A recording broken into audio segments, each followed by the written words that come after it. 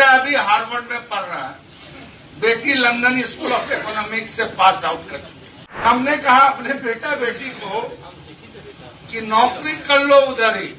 अब इंडिया में माहौल नहीं रह गया, तुम लोग झेल पाओगे या नहीं झेल पाओगे।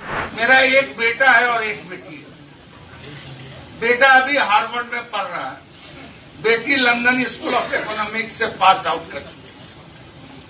तो जो देश का माहौल है, अब आप कहिएगा भाई आप तो खुद हो यहाँ। तो हमने कहा अपने बेटा बेटी को कि नौकरी कर लो उधर ही, अगर सिटीजनशिप भी मिले तो ले लेना। अब इंडिया में माहौल नहीं रह गया, तुम लोग झेल पाओगे या नहीं झेल पाओगे। ये बात हो सकता है, आप समझ सकते हैं कि कितनी तकलीफ से आदमी ये बात अपने बाल बच्चों को कहेगा कि अपना मातृ वतन, अपनी मातृभूमि को छोड़ दो। ये दौर आ गया। ये हैं आरजेडी के वरिष्ठ नेता अब्दुल बारी सिद्दीकी का वो बयान जिस पर बवाल हो गया है। अब्दुल बारी के समर्थन और विरोध में प्रतिक्रिया भी सामने आ रही है। जिस तरीके से उन्होंने इस देश के साथ जो अपनी भावना रखी है, ये जो सांप्रदायिकता के रंगने वाले ऐसे नेताओं का असली चेहरा अब देश की जनता और बिहार की जनता देख रही है कि इस नेताओं के चेहरे के अंदर कितने सांप्रदायिक रंग चढ़े हुए थे, आज वो समझ रहा है। और यह इसी प्रकार का वातावरण करके, समाज को बांट करके, इस प्रकार के भय और आतंक के सहारे इन लोगों ने राजनीति की शुरुआत की थी, विभाजनकारी राजनीति के रास्ते ले जाने की शुरुआत की थी।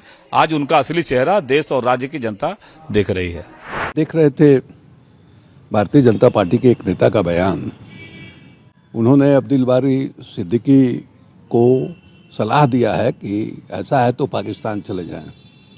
अब देश में जो शासन चलाने वाली पार्टी है वो इस बात पर चिंतन नहीं कर रही है कि अब्दुल बारी सिद्दीकी जैसा आदमी जो है इस तरह की बात कैसे कह रहा है। याद होगा आमिर खान ने भी एक बार इस तरह की बात की थी और उसको भी यही जवाब मिला था कि पाकिस्तान चले जाएं। तो देश का माहौल ऐसा है कि एक बड़ी अल्पसंख्यक आबादी जो है उसके मन में ऐसा भाव आ रहा है कि इस देश में हम सुरक्षित नहीं हैं और बेहतर होगा कि देश से हम बाहर चले जाएं। उसके बारे में आपको कोई चिंता नहीं है। आपका राजधर्म क्या कहता है कि आपके देश का जो नागरिक है वो नागरिक अपने आप को सुरक्षित महसूस करे। इस बात का माने इंतजाम करना और ऐसा माहौल बनाना वो आपकी जवाबदेही है, सरकार की जवाबदेही है। न नैतिक जवाबदेही बल्कि प्रशासनिक जवाबदेही, राजनीतिक जवाबदेही सब है। और आप बेशर्म की तरह कह रहे हैं कि पाकिस्तान चले जाइए। अति पिछड़े भाइयों के संबंध में नहीं आई, मुस्लिम अल्पसंख्यकों के संबंध में आई, ये दुनिया जानती है। इस बीच में सुरक्षा का जहाँ तक मामला है, हॉर्न बजा दिया। कई राज्यों में हुआ कि अगर गुजर रहा हॉर्न बजा दिया तो लपड़ थप्पड़ भी किया गया और उसको कॉमनल रंग दे दिया गया।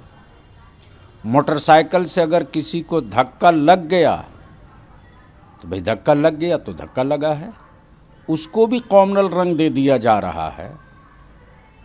अब इस मोड़ पर आदमी पहुंच गया है कि भाई घर जला दो, मकान जला दो, मॉब लिंचिंग कर दो। अदालत भी देख रही है, कानून भी देख रहा है, प्रशासन भी देख रहा है। और थाना में जाओ तो एफआईआर भी ना हो, कोई कार्रवाई भी ना हो। तो अब तो ज़रूरत इस बात की आ गई है कि मुस्लिम अल्पसंख्यकों के लिए ठीक उसी तरह एक कानून बना देने की ज़रूरत है जिस तरह से SC/ST एक्ट बना हुआ है। बयान पर बवाल के बाद अब अब्दुल बारी सिद्दीकी ने सफाई दी है। जो बयान दिया हमने एक काउंसिल के, बिहार विधान परिषद के जो सभापति हैं उनके स्वागत में एक समारोह था एक उर्दू अखबार के द्वारा। और उस समारोह में हाई कोर्ट के रिटायर्ड जजेस भी थे, रिटायर्ड IAS अफसर भी थे, IPS अफसर भी थे और इंटेलेक्चुअल्स भी थे। उसमें बहस छेड़ी हमने उसमें हमने बहस छेड़ी कि आखिर क्यों कर भाई नौकरी की अपॉर्चुनिटी होगी तो क्यों जाएगा यहाँ से लोग बाहर दूसरे जगह। अगर अच्छा माहौल होगा और अच्छा अपॉर्चुनिटी मिलेगा तो आखिर इस देश से बहुत सारे, आप जाके अमेरिका में पता लगाइए ना कि किस स्टेट के बहुसंख्यक लोग वहाँ की नागरिकता लेके व्यापार कर रहे हैं, नौकरी कर रहे हैं, लगे हुए हैं वहाँ। इसको बहस का मुद्दा बना रहे हैं, हमको तो अच्छा है, हम तो कामयाब हो गए कि कम से कम हम अपने मकसद में कामयाब हुए कि साहब आज ये बहस का मुद्दा बने। मगर बहस का मुद्दा बने तो थेथरे ही नहीं, सिंसियरली इसकी बहस हो कि संविधान का प्रियम्बुल क्या है, संविधान क्या बताता है, हमारे बाप दादे जो मर गए आज़ादी की लड़ाई में उन्होंने क्या सपना देखा था, उनके सपने का भारत का किस तरह से कुछ लोग अपना राजनीतिक फायदा उठाने के लिए उसका बेजा इस्तेमाल कर रहे हैं, इसमें बहस चले।